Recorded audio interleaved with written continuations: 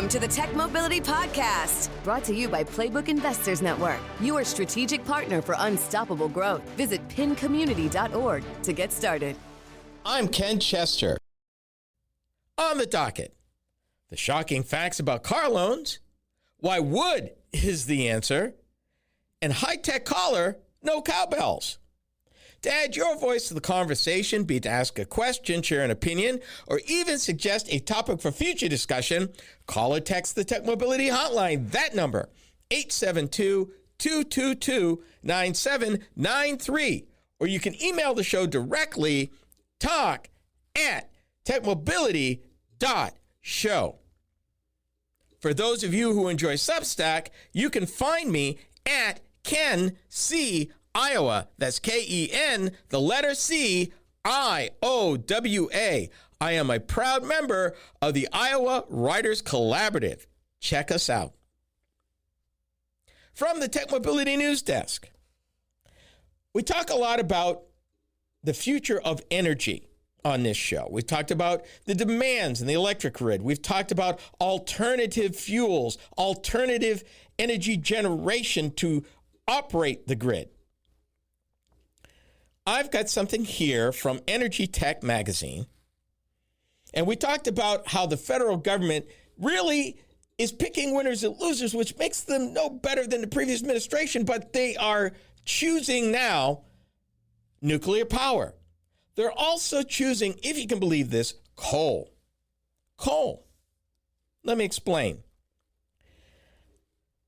The current administration, their Department of Energy, is allocating $100 million to upgrade existing plants. Now, to be clear, it sounds like a lot of money, but in these plants, it really isn't.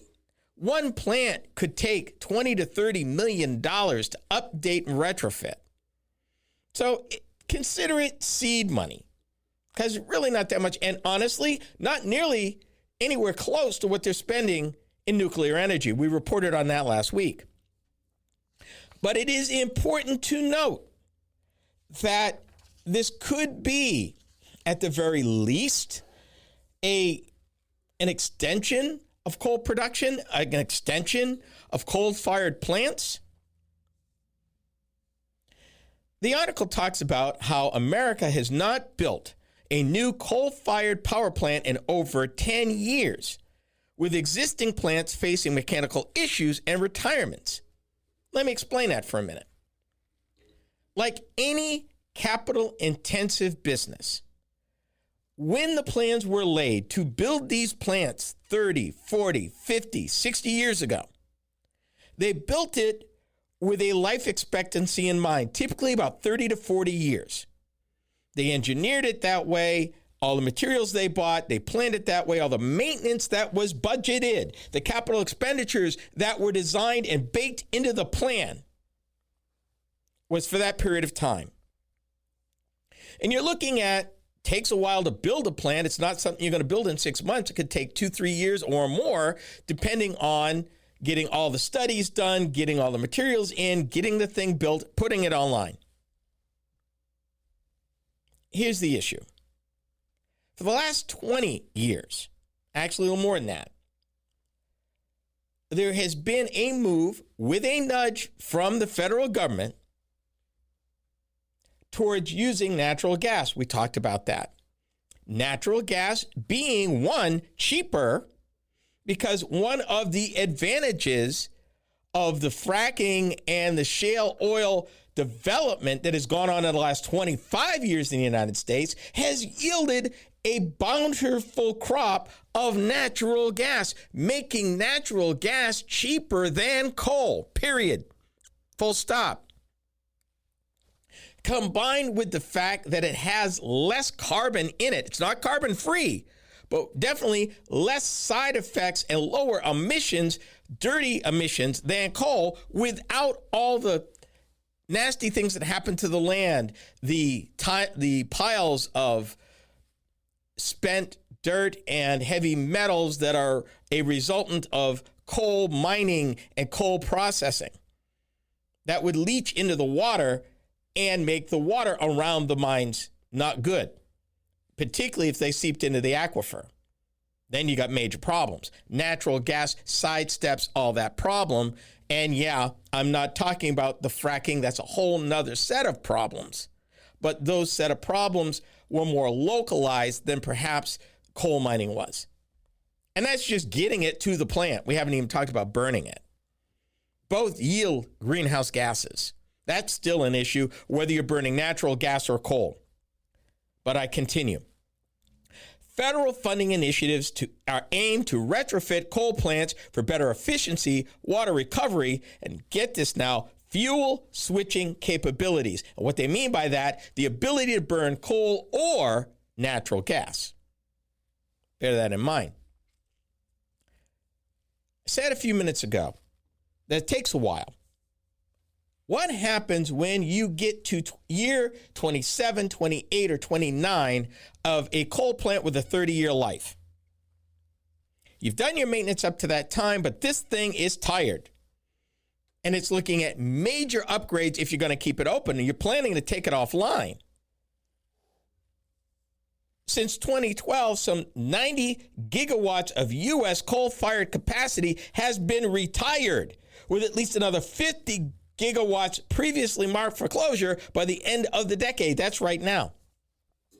130 gigawatts of electricity of generation power fired by coal has been taken offline or will be by 2030. From 2012 to 2030, those 18 years. The problem is very simple. Most utilities are regulated at the state level. What that means is there is a rate of return that they bake in. There's rate increases that they apply for to cover the cost of operation. And all has to be approved by a statewide utility board. And that's how they determine rates. If they choose to extend the life of a coal-fired plant that they had not planned to do, then you got a whole bunch of issues, because it's not $2 or $3 million to upgrade this plant. It's 20, 30 or more million, assuming the plant can be extended. And that's only going to buy you maybe 5 years.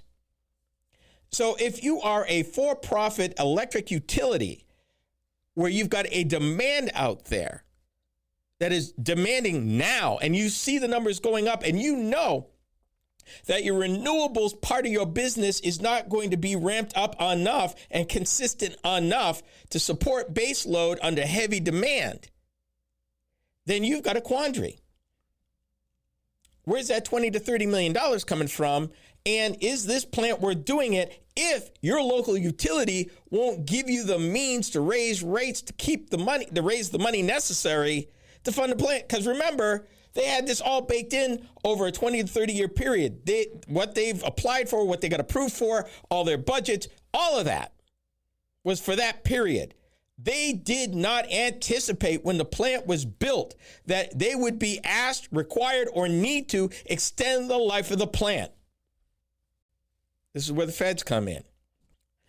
Coal-fired power is the most carbon-intensive, yet also maintains a high capacity factor comparable to natural gas-fired generation, with nuclear being the highest capacity factor. It's dependable. In other words, if they've got that in hot standby, it means you can bring a coal-fired plant to generate electricity on real quick if you need that load, like now. Renewable energy, not so much. This $100 million is supposed to help and go with the additional $625 million that the administration had announced their intent to invest to expand and strengthen America's coal industry. I don't know if that's going to help Appalachia as much as one place in the United States where most of the coal comes from right now. Look up the Powder River Basin in the western part of the United States between Montana and Wyoming. Most of the coal that gets burned, most of the coal that gets consumed is transferred by rail from there. The 11 or 12 mines in the Powder River Basin produce most of the coal in this country. Appalachia still does, but not at the level that Powder River does. And if you are next to a major line like the Burlington Northern Santa Fe or the Union Pacific, you'd know that. Monthly payments are up, down payments are down. State of Auto Loans is next. You are listening to the Tech Mobility Show.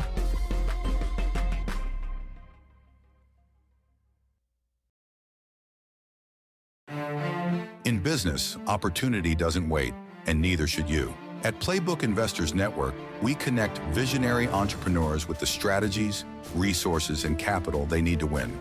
Whether you're launching, scaling, or reimagining your business, our network turns ambition into measurable success. Your vision deserves more than a plan. It deserves a playbook that works. Playbook Investors Network, where bold ideas meet bold results. Visit pincommunity.org today. Are you tired of juggling multiple apps and platforms for meetings, webinars, and staying connected? Look no further than AONmeetings.com, the all-in-one browser-based platform that does it all. With AON Meetings, you can effortlessly communicate with clients, host virtual meetings and webinars, and stay in touch with family and friends, all in one place and for one price. Here's the best part. You can enjoy a 30-day free trial. It's time to simplify your life and boost your productivity. AONmeetings.com, where innovation meets connection. Get started today and revolutionize the way you communicate.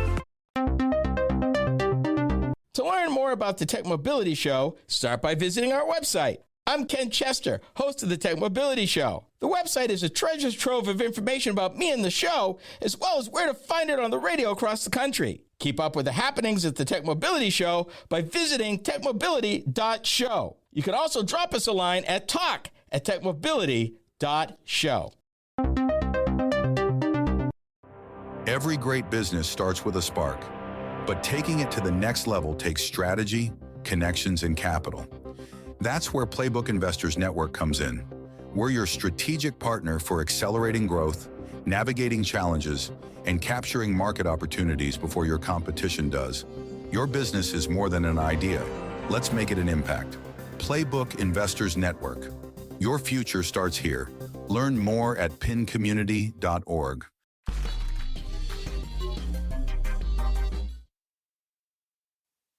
New luxury economy car, the 610 two-door hardtop. It's loaded. Fully reclining bucket seats, up to 25 miles per gallon, high-performance overhead cam engine, power-assisted front disc brakes, electric rear window defroster, fully independent suspension, vinyl upholstery, unibody construction, tinted glass, rubber bumper guards, dozens of luxury features, and the most important luxury of all, an economy price. Beautiful, isn't it? That was 1973. That was the Datsun 610. A compact that went for less than $2,000 brand new. And it was the tip of the spear that turned many American minds, hearts, and wallets towards Japanese makes when they found out that these little cars from Japan were reliable, got good gas mileage, and didn't fall apart. Something that Detroit would fight for the next 20 years to get their act together to build a small car that was actually worthy of the ones that they were competing against. Some of the vehicles that Detroit foisted on us back in the 70s and 80s and early 90s, oh my God, they weren't worth the sheet metal they were stamped from. But I digress. It was a time that Datsun, which was what Nissan was known by in America until the 1982, 1983, when they adopted the Nissan name like they did in the rest of the world. That's what they were known as. And they created themselves, like Honda, like Toyota, a beachhead that would prove hard to beat by Detroit for years. With the average price of a new vehicle hovering around $50,000, it was only a matter of time until the industry saw the impact of other areas of the car buying experience. In this case, it's the increase of the percentage of buyers paying more than $1,000 a month, while others are offering less in the way of a down payment. What's going on? This is topic A. We have reported in the past the growing number of consumers that are staring down a $1,000 a month, $12,000 a year car note.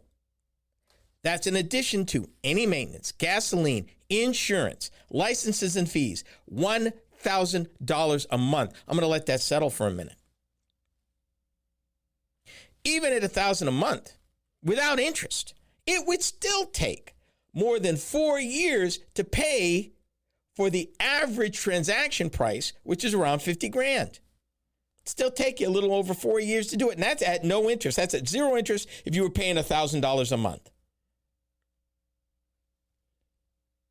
According to GM Authority, which is a magazine, and I also looked at Automotive News, the irony that is happening here is two things. One, if a person's paying $1,000 a month, most likely 53% of those with that kind of payment went from like 2.5% to 5% of everybody borrowing money for car loans to 17%. Almost 1 out of every 5 people buying a vehicle, a new vehicle right now, has a $1,000 payment, or God forbid, or more. A lot of those folks are upside down in their vehicle, meaning the vehicle they traded was worth less than they owed, and they gladly rolled that negative equity into the next vehicle. This has always been going on for years. But it's getting worse now. The average down payment, according to the experts, is about $6,250, and it's down. Typically, they're looking for 10 to 20%. This is less than 20%, again, using the average price of a new vehicle. They're financing $48,000 over a period, and the average car loan length has crept up to not quite 6 years, but 70.1 months. Problem is, used cars ain't much better. The down payments are smaller, and the length of term, the average length of term for a used car, you're borrowing $29,000 and you're financing it for almost 70 months. Still, almost 6 years for a used car. Almost as long as buying a new one. Those payments, however, aren't $1,000 a month, but they're climbing.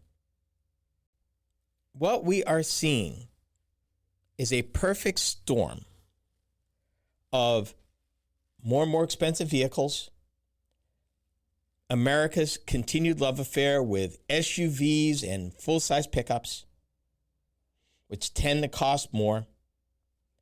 Back in the days when cars were king, all this was lower, and it was easier to do business. It's also the hidden reason why a number of Asian makes still make cars. You can buy a midsize, you can buy a Nissan Altima for mid-30s.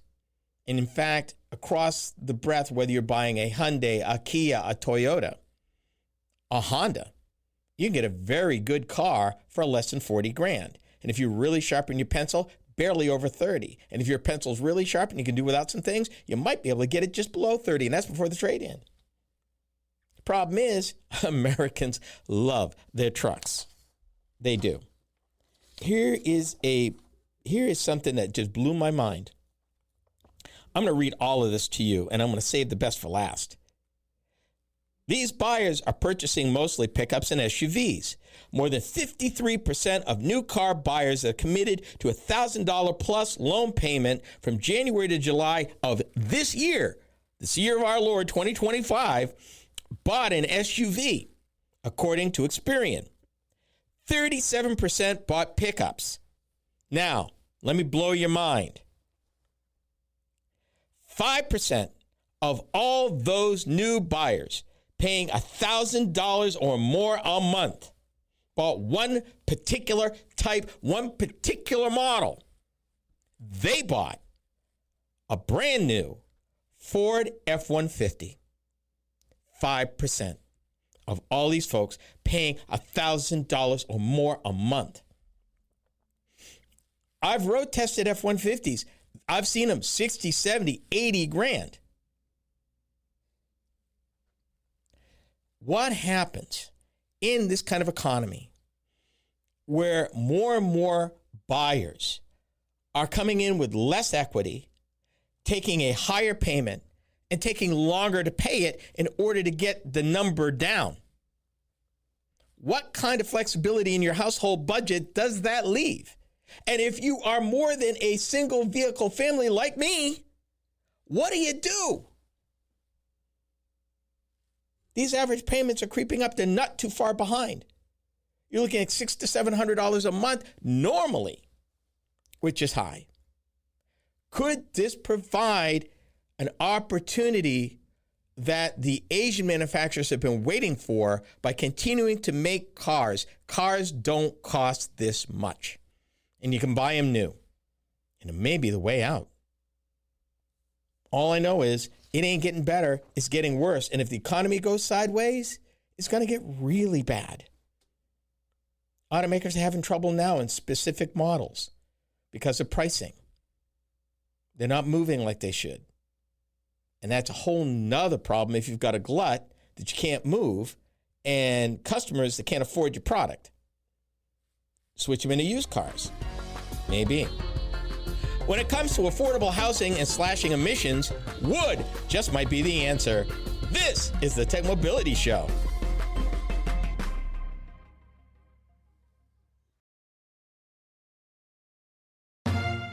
You've got the drive. You've got the vision. Now you need the right partner to make it happen.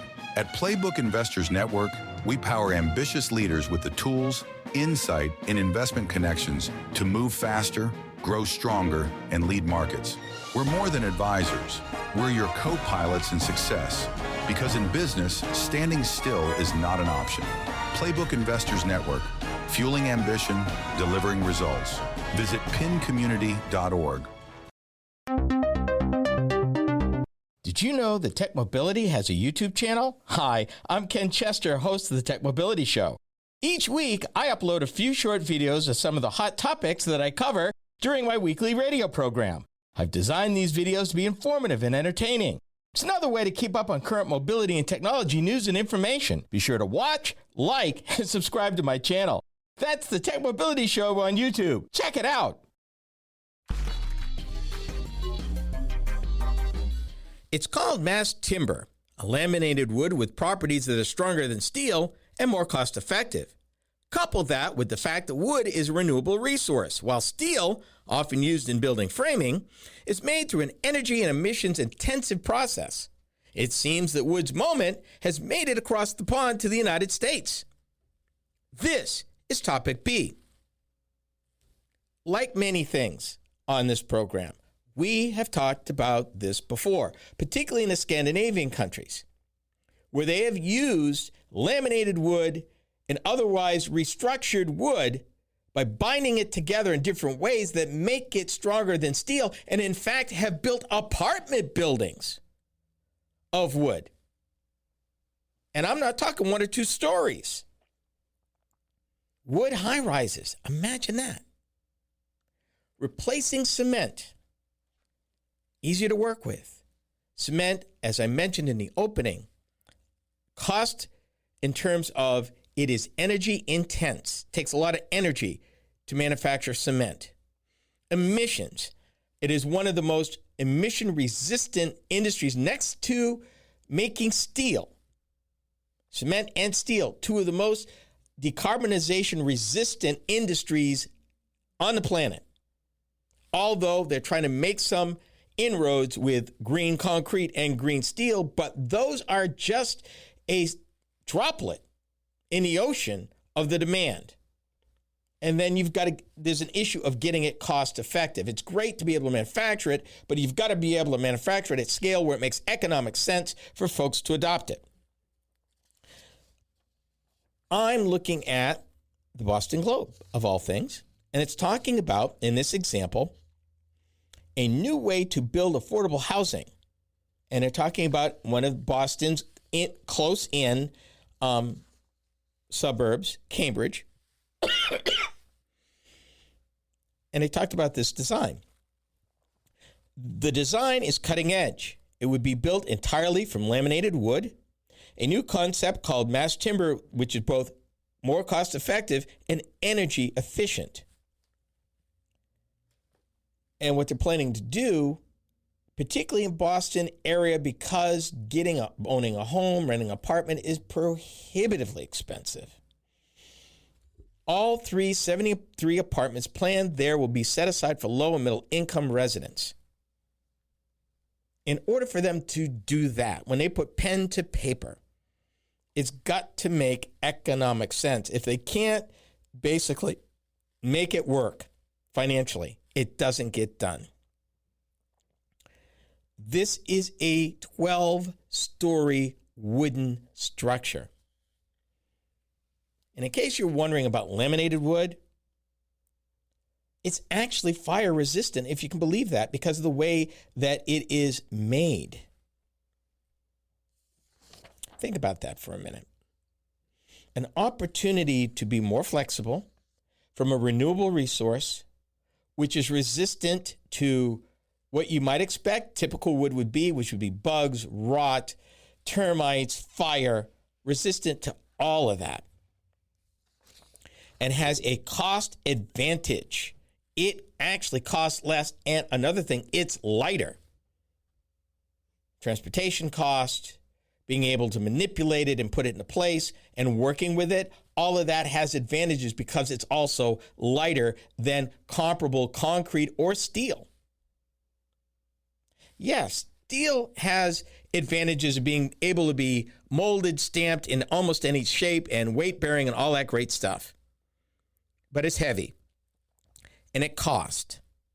And the manufacturer of it has other costs to the environment in general and to the businesses that want to use it in particular. Another advantage about mass timber buildings is they can be constructed more quickly. Well, can you imagine?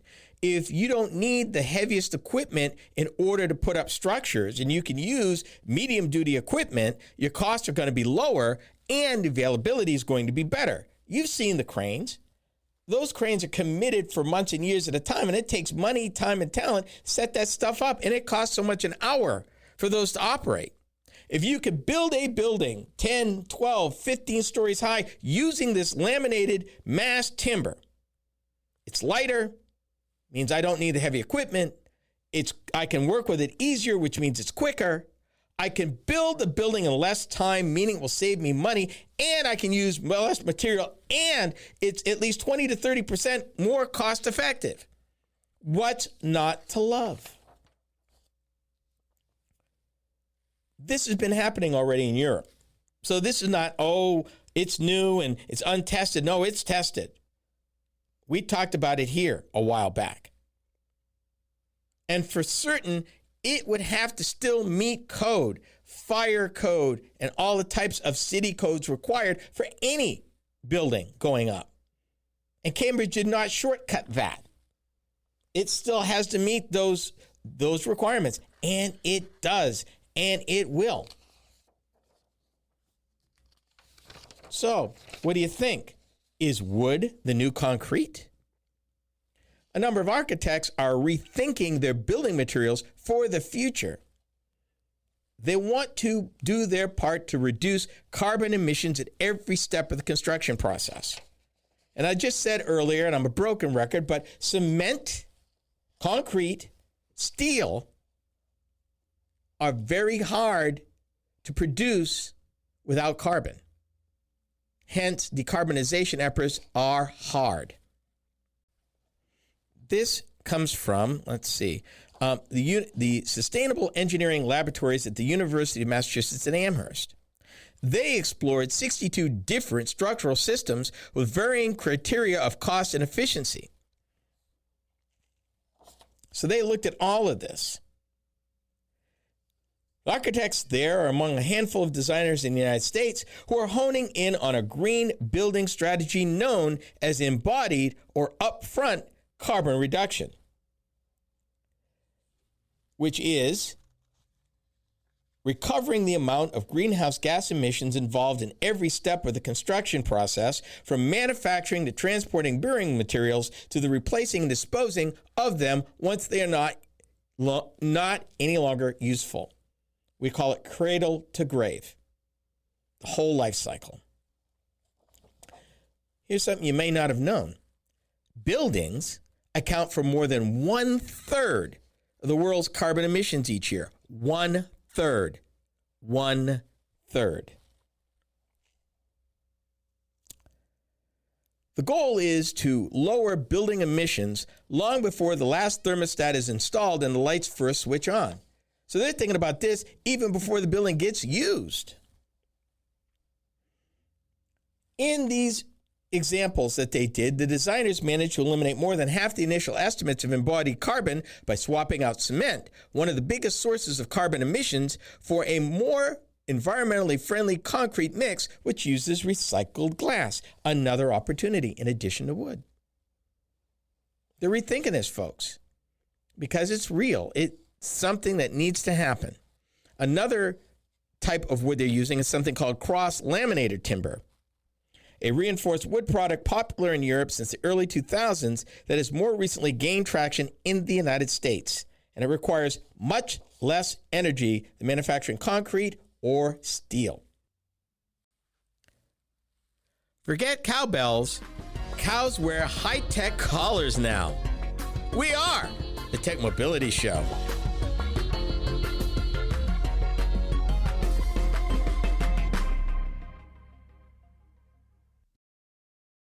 Are you tired of juggling multiple apps and platforms for meetings, webinars, and staying connected? Look no further than AONmeetings.com, the all-in-one browser-based platform that does it all. With AON Meetings, you can effortlessly communicate with clients, host virtual meetings and webinars, and stay in touch with family and friends, all in one place and for one price. Here's the best part. You can enjoy a 30-day free trial. It's time to simplify your life and boost your productivity. AONmeetings.com, where innovation meets connection. Get started today and revolutionize the way you communicate.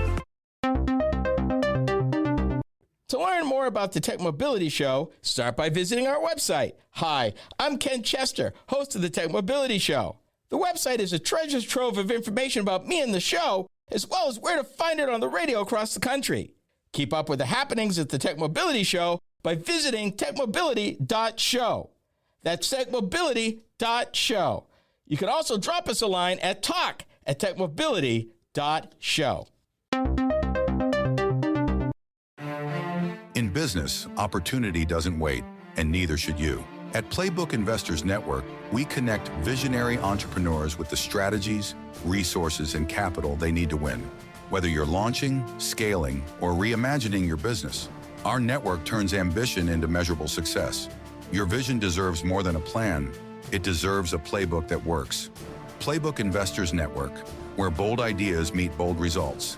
Visit pincommunity.org today. Did you know that Tech Mobility has a YouTube channel? Hi, I'm Ken Chester, host of the Tech Mobility Show. Each week, I upload a few short videos of some of the hot topics that I cover during my weekly radio program. I've designed these videos to be informative and entertaining. It's another way to keep up on current mobility and technology news and information. Be sure to watch, like, and subscribe to my channel. That's the Tech Mobility Show on YouTube. Check it out. More and more, technology is finding its way down on the farm. For dairy farmers, it's the introduction of high-tech collars for their cows. The wearables help the farmer gather more data so that the animals are happy and, imagine, produce more milk. It's always about the money. This is Topic C. Let me tell you a story. And I'm getting this from the New York Times, if you can believe it. The cow at the edge of Tony Lauder's dairy farm in Merced, California, held 11 gallons of milk and had a secret. In the next 48 hours, she would become sick. On many farms, the health signs would have gone undetected, costing hundreds of thousands of dollars in lost milk.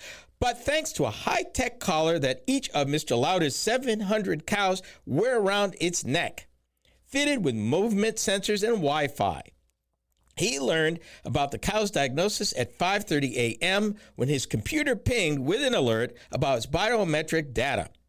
By 6 a.m., Mr. Louders had given the cow a remedy of probiotics and warm water that solved the problem before it even began. Imagine that. Here's a bombshell for you. That sounds pretty revolutionary, right? Who do you think is the company behind this? And you'll never imagine who. Would you believe it's Merck, the healthcare company? Merck, they make these collars. And it has since these collars had debuted in 2013, they've added new kinds of sensors and software to, can you imagine this, cows with wearables, but they're calling them wearables, and artificial intelligence to help process the data. Each one of these cows wears this fancy collar that costs $3 a month per cow, but yet it yields so much information. And a lot of people think, particularly people who are not country folk and folks that may not be familiar with life on the farm, but over the last 20 years, technology has not only come to the farm, they've embraced it. They've had to. A bunch of things have come to fore which have inspired farmers who tend to want to stay in the business to embrace this technology. Start with the obvious. Fewer family members that want to come and take the farm over as the farmer gets older. It used to be a farm got handed down from generation to generation. Here in Iowa, we have hundreds of what we call century farms, farms that have been in the same family for over 100 years. And we even have a smaller number of something called heritage farms. Those farms have been in the family for over 150 years. Same family. Those days are changing because the kids today, they don't want to do the work. They've seen what mom and dad has gone through to run the farm, and increasing numbers, they don't want to. Something else you may not realize. The current environment, which provided so much labor to these farmers of immigrant employees, workers, with the reduction in that, farmers don't have the folk they need to run the farms they need to run. Have all come together. And these collars are just one example. To give you an idea, go back almost 10 years here in Iowa. The year is 2016. It is the annual Farm Progress Show. They alternate between Boone, Iowa and Decatur, Illinois every other year. In 2016, Case IH, a major farm tractor manufacturer, in 2016, 10 years ago, introduced 2 autonomous tractors. Did not require the driver to operate at all. One had a cab, one didn't. The kicker is that they just weren't prototypes. They showed video of the autonomous tractor working a farm in Kentucky in real time. And the farmer's operating all this stuff from his office, at the house, or in the barn. This is the future. This is the future. I can't think of the movie that starred Matthew McConaughey, but in that future, combines were completely running themselves, farm combines. And in today's world, that's not far behind. Today's combines run, there's a plethora of information at the fingertips of the combine driver in terms of what his yield is in real time, the level of moisture of the crop that he's picking, whether it's corn or soybeans, all this stuff.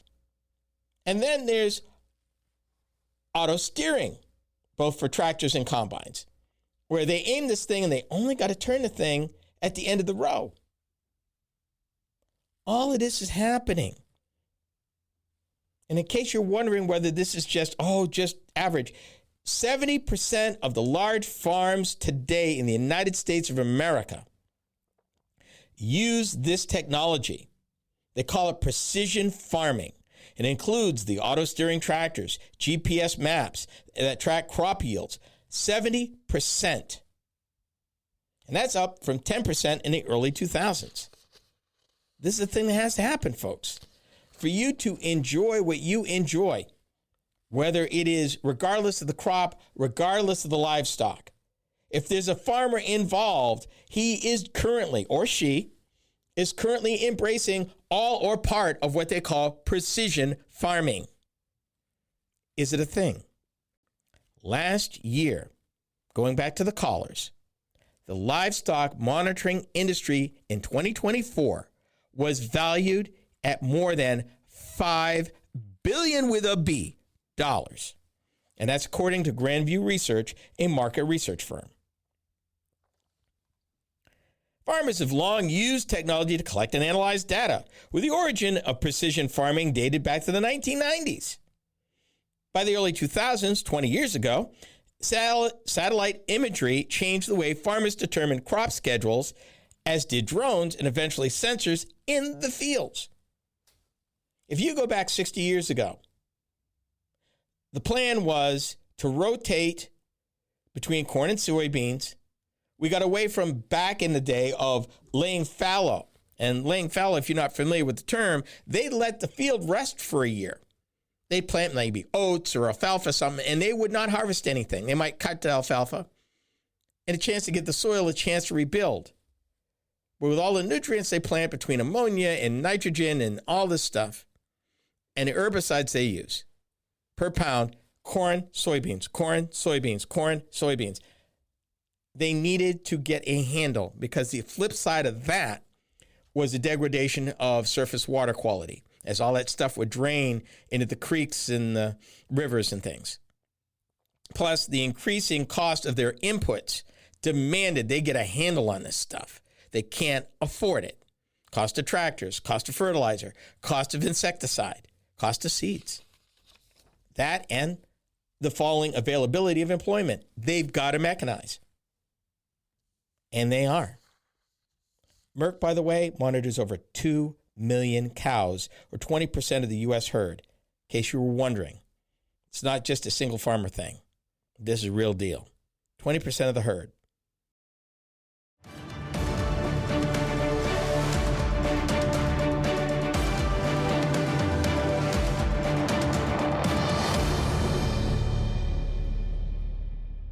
This is the Tech Mobility Podcast. Every great business starts with a spark, but taking it to the next level takes strategy, connections, and capital. That's where Playbook Investors Network comes in.